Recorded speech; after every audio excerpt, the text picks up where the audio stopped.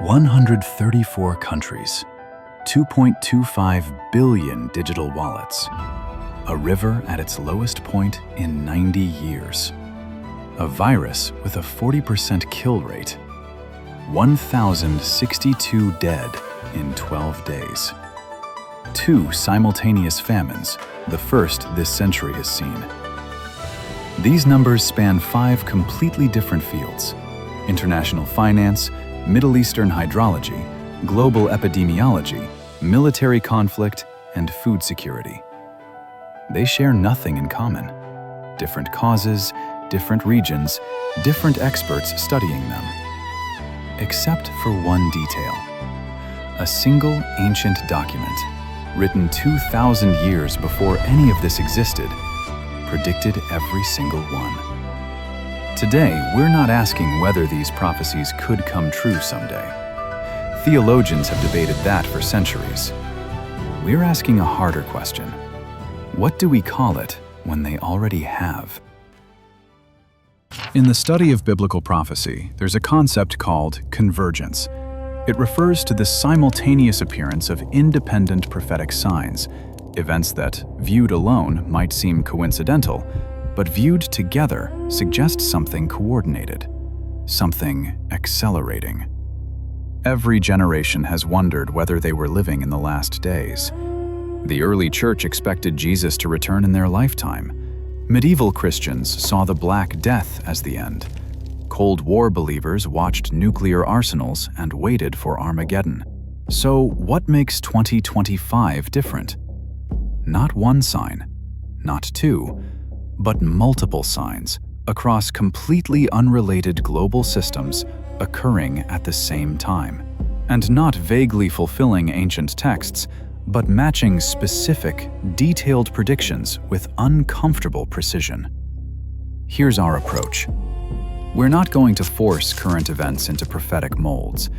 Instead, we'll take 5 specific claims from the book of Revelation and its parallel texts in Ezekiel, Daniel, and the words of Jesus himself. Then, we'll measure them against verifiable data from 2025. The evidence will speak for itself. Jesus described the signs preceding his return as birth pains, contractions that increase in frequency and intensity as delivery approaches.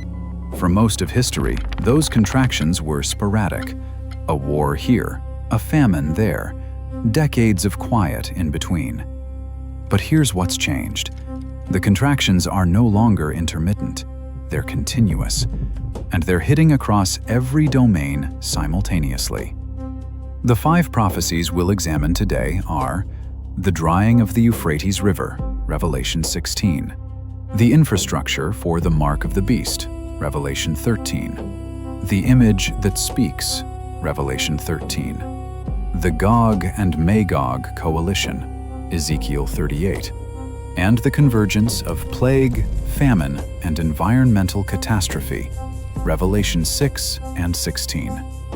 On the surface, these look like ordinary crises: climate change, technological progress, geopolitical tension. Nothing supernatural about any of them individually, the kind of headlines we scroll past every day. Until you read what was written before any of it existed. Let's begin with the river, one that has served as a divine boundary for 4,000 years. What happens when the boundary disappears? Revelation 16:12 describes a specific event. The 6th angel poured out his bowl on the great river Euphrates, and its water was dried up to prepare the way for the kings from the east. For centuries, scholars debated whether this was symbolic, representing the decline of Babylon's influence, or literal, a physical river physically drying. By 2026, the debate is no longer theoretical. The Euphrates River is experiencing what hydrologists call systemic collapse. Water levels in the Iraq portion of the basin have dropped 27%. This year marks the driest conditions since 1933, nearly a century ago. In Syria, rainfall has plummeted by 70%, devastating 3/4 of the country's rain-fed farmland and creating a wheat shortfall of 2.73 million tons. The Chibaish marshes in southern Iraq, a region some scholars identify as the location of the Garden of Eden, reached a historic low of just 34 centimeters in early 2025. The river that has flowed since Genesis is disappearing. But here's where the data gets prophetically precise. The drying isn't random. It's happening through two mechanisms working in tandem. First, climate. A 5-year drought cycle and record temperatures have starved the watershed. Second, human engineering. Turkey's southeastern Anatolia project, specifically the Ataturk Dam, has given one nation the ability to physically stop the river. Turkey can turn off the Euphrates like a faucet. The prophecy uses passive voice. The river was dried up, an external agent, and now that agent exists. But Revelation doesn't just predict the drying. It tells us why. To prepare the way for the kings from the east. The Euphrates has always been a military barrier. In ancient times, it marked the eastern boundary of the Roman Empire against Parthia and Persia. Revelation 9 describes an army of 200 million crossing from the east, a number so vast that only the combined populations of China, India, and their allies could produce it. Modern warfare uses aircraft, but moving massive ground forces still requires geography. The drying Euphrates removes the obstacle. The road is being paved. There's one more detail. Islamic eschatology contains a parallel prophecy. The Euphrates will dry up to reveal a mountain of gold that sparks deadly conflict. In 2025, the receding waters are exposing ancient ruins, archaeological treasures, and mysterious underground structures. The path is opening. But passage requires more than geography. It requires a system to control who can travel, who can buy, sell, and exist in the economy of the future. Revelation 13 contains what may be the most infamous prophecy in Scripture. He causes all, both small and great, rich and poor, free and slave, to receive a mark on their right hand or on their foreheads, and that no one may buy or sell except one who has the mark. This prophecy requires two technological realities that didn't exist until now. First, a global system capable of tracking every financial transaction. Second, a method of verifying identity that is physically linked to the human body, specifically the hand or the forehead. As of 2025, both systems are operational. The foundation is the Central Bank Digital Currency, CBDC. According to the Atlantic Council, 134 countries, representing 98% of the global economy, are now researching, piloting, or launching government-controlled digital currencies. China leads with the digital yuan. Citizens have created 2.25 billion digital wallets. Every transaction, from bus fares to taxes, is tracked and recorded by the state. The European Central Bank has moved the digital euro into its implementation phase. The goal? An electronic currency for all digital payments across the Eurozone. But here's the critical detail. Unlike cash, CBDCs are programmable. Governments can set expiration dates on currency, restrict spending to approved categories, limit purchases based on carbon footprint or social compliance scores. If you fall out of favor, your ability to buy and sell can be switched off algorithmically. Now consider the body-linked verification. Amazon's Amazon One system has normalized palm scanning for payment. Customers hover their hand over a reader. The unique vein patterns are captured and linked to their accounts. The technology has expanded from Whole Foods to stadiums and retailers nationwide. And in 2026, a partnership will launch what's being called the world's first palm and crypto retail payment. The right hand. Exactly as Revelations specified. Meanwhile, WorldCoin, now rebranded as World, has deployed iris-scanning orbs to major cities globally. The device scans your eyes to create a World ID, proof of personhood in an age of AI deepfakes.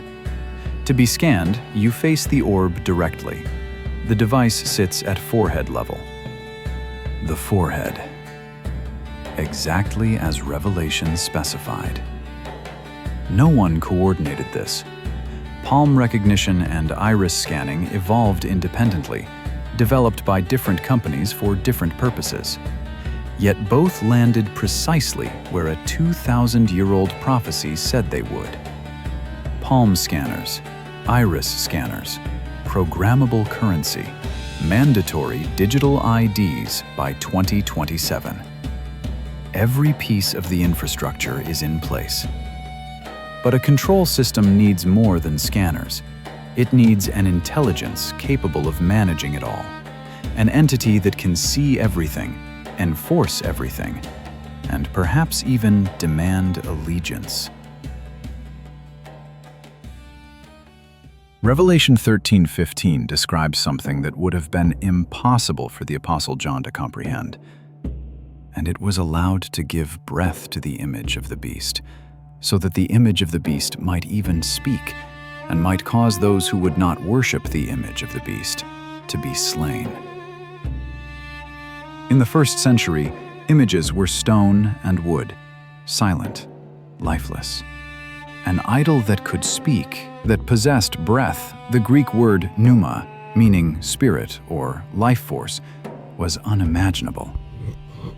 Until 2025. The past 2 years have witnessed artificial intelligence cross a threshold. AI systems no longer merely process data. They reason. They speak with human cadence. They execute complex tasks autonomously. The industry calls this agentic AI. Artificial intelligence that acts on its own initiative. The breath that animates these systems is software. The image is not a single statue, but a globally networked intelligence, one that can see through every camera, speak through every device, and enforce its logic universally. This matches Revelation's description precisely: a singular image with global authority. Consider how AI is being marketed. Not as a tool, but as salvation. Tech leaders promise it will cure all diseases, solve climate change, eliminate poverty. The language is messianic. We are being conditioned to trust it completely, to rely on it for truth, for decisions, for reality itself. The false prophet of Revelation deceives the nations into creating the image. We may be watching that deception unfold in real time. But there's a darker element. The prophecy states the image will cause to be slain those who refuse to worship it. Over the past 2 years, artificial intelligence has been integrated into military drones and autonomous defense systems. The infrastructure for automated enforcement is being constructed. Yet, the greater threat may not be physical. An AI that controls the digital financial system doesn't need weapons. It can slay a person by erasing their economic existence, freezing accounts, canceling access, deleting identity. Starvation without a single shot fired. The image and the mark are not separate systems. They're integrated. AI manages the biometric verification. AI enforces the economic controls. AI determines who can buy and sell. The image speaks, the mark enables. Together, they form a closed loop of total control. The system is building, the intelligence is awakening. But there's another piece of the puzzle: the armies gathering to march against Israel. 2,600 years ago, the prophet Ezekiel recorded a vision of a future invasion. In chapters 38 and 39, he described a coalition of nations that would descend from the far north against the mountains of Israel in the latter years. He named them specifically: Gog of the land of Magog, Persia, Togarma, Put, and Cush. Modern scholars have identified these ancient names with contemporary geography. Magog and Rosh correspond to Russia, the Prince of Rosh pointing north. Persia is Iran, which adopted its modern name only in 1935. Togarma is Turkey. Put and Cush align with Libya and Sudan. For most of history, this alliance was geopolitically absurd. The Ottoman Empire and Persia were bitter rivals. Russia competed with both. Turkey joined NATO and oriented itself toward the west. The idea of Moscow, Tehran, and Ankara coordinating military strategy was fantasy. Until 2025. In June of this year, the Middle East erupted. Between June 13th and June 24th, Israel and Iran engaged in a 12-day conflict. Israel launched massive preemptive strikes against Iranian nuclear facilities. Iran retaliated through proxies. The United States conducted supplementary strikes on June 22nd. The Iranian Health Ministry reported 1,062 deaths. Israel suffered significant attacks from Iranian-backed forces. A ceasefire was declared on June 24th, but there was no peace treaty, only hardened resolve. Ezekiel 38:4 contains a haunting phrase: God will put hooks in the jaws of the Northern Coalition, dragging them toward the final battle. The humiliation of the June War, the destruction of strategic assets, the exposure of vulnerability, may be exactly those hooks. Wounds that demand vengeance. And in the aftermath, something unprecedented occurred. The foreign ministers of Russia, Iran, and Turkey met together in Qatar. Their agenda? Coordinating a diplomatic path forward. Their shared objective? Limiting Western influence in the region. Turkey, still technically a NATO member, has pivoted sharply eastward, embracing what analysts call the Eurasianist model of foreign policy, the exact nations Ezekiel named. Meeting together, planning together. For the first time in 2,600 years. Zechariah 12 predicts that Jerusalem will become a burdensome stone for all peoples. In 2025, the status of Jerusalem has become the focal point of global contention. Every summit, every negotiation, every conflict circles back to this one city. The exact alliance, the exact nations, the exact target. After 2,600 years of historical impossibility, the coalition is forming. The war has begun. And beneath it all, the planet itself is groaning. Revelation 6 describes 4 horsemen released upon the earth. The fourth rides a pale horse, and his name is Death. He is given authority over a fourth of the earth to kill by sword, famine, and plague. Revelation 16 adds another element. The fourth angel poured out his bowl on the sun, and the sun was allowed to scorch people with fire. By 2026, all 4 elements are accelerating. The scorching has arrived. The World Meteorological Organization confirmed that 2024 was the warmest year in recorded history. 2025 is tracking as the second or third warmest, extending a decade-long streak of unprecedented heat. This isn't about uncomfortable summers. It's about survival thresholds. The extreme heat is driving the drying of the Euphrates. It's collapsing agricultural systems across the Fertile Crescent. It's rendering regions uninhabitable and forcing mass displacement. Revelation 16:9 notes that despite the scorching, humanity cursed the name of God and refused to repent. The solutions being pursued are technological and political, not spiritual. Global governance, carbon credits, digital surveillance. The beast system offers itself as the answer to the catastrophe it may be designed to exploit. Pestilence is next. In the wake of COVID-19, the pale horse has not stopped riding. The primary biological threat of 2025 is H5N1 avian influenza. By August, global health agencies had detected 26 human infections with 11 deaths, a mortality rate exceeding 40%. The virus has infiltrated dairy herds across all 50 American states.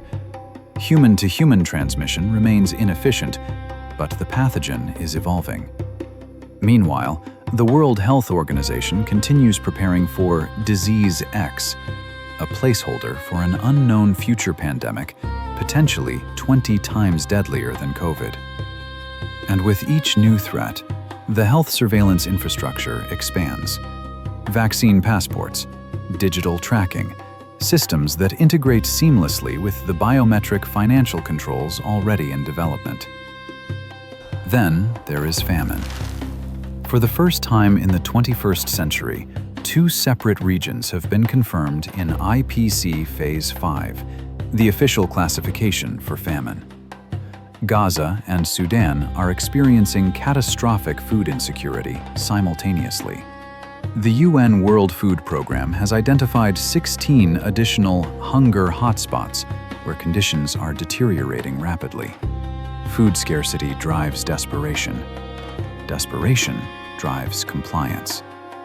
When you cannot feed your children, you will accept whatever system offers bread. Heat scorching the earth. Plague lurking at 40% mortality. Two simultaneous famines. Sword, the June War and its aftermath. The pale horse isn't coming. He's already riding. And now, step back. Look at all five together. In previous generations, you might have seen one sign. A war in Israel, but no technology for the mark. A plague, but no drying river. A hot summer, but no biometric wallets. An idol, but no artificial intelligence. Isolated data points, disconnected crises, easy to explain away, easy to file under coincidence and move on. But today, examine what we've documented. A river drying according to specification, the Euphrates, exactly as Revelation 16 predicted, creating the passage for Eastern armies. Payments technology targeting the exact body parts named 2,000 years ago. The palm of the hand, the iris before the forehead. Developed independently by companies with no theological agenda. An artificial intelligence that speaks, sees globally, and possesses the infrastructure to enforce economic compliance, matching the image of Revelation 13. The precise alliance of nations that Ezekiel named 26 centuries ago, Russia, Iran, Turkey, meeting together for the first time in human history, coordinating against Jerusalem. Famines, plagues, and scorching heat, accelerating in tandem, exactly as the pale horse of Revelation 6 was authorized to bring. This is convergence, not one sign, not two. 5 independent systems: environmental, technological, financial, military, biological, all aligning with a single ancient blueprint. simultaneously, for the first time in recorded history. What are the mathematical odds that random chance produced this? What are the odds that unrelated global crises would independently fulfill specific, detailed prophecies written across different biblical books by different authors over a span of 700 years, all at the same moment? At some point, coincidence becomes a less rational explanation than design. At some point, the pattern is too precise to be an accident. The prophets didn't offer vague warnings. They gave specifications. This river will dry. This technology will control buying and selling, linked to these body parts. These nations will ally against this city. These conditions will intensify. As of 2026, every single specification is either fulfilled or in active development. The stage isn't being set. The actors are in position. The props are being used. The curtain is already rising. This isn't fear-mongering, it's evidence, and the evidence demands a verdict. Either the Book of Revelation contains the most astonishing series of lucky guesses in literary history, or it's exactly what it claims to be, a revelation from outside time, describing events that only make sense when they arrive.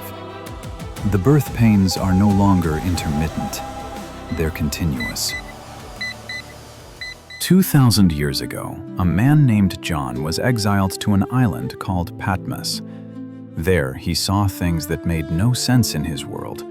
A river dried by bowls poured from heaven, an image that could speak and kill, a mark required to purchase bread, armies of impossible size marching from the sunrise. He wrote down what he witnessed, trusting that someday it would be understood. Now look around you. The Euphrates is at its lowest in 90 years. Your palm can pay for coffee. Artificial intelligence drafts legislation and pilots drones. Russia, Iran, and Turkey are sitting in the same room. Two famines rage while plague waits at the threshold. John couldn't have understood what he saw, but you can. The question isn't whether these things are happening. They are. The question is, what will you do with what you now know? The signs are not future. The convergence is not coming. We are living in the pages of Revelation, and the story isn't finished yet. Which of these 5 signs surprised you most? Which one had you already noticed in the headlines? Let me know in the comments. Subscribe now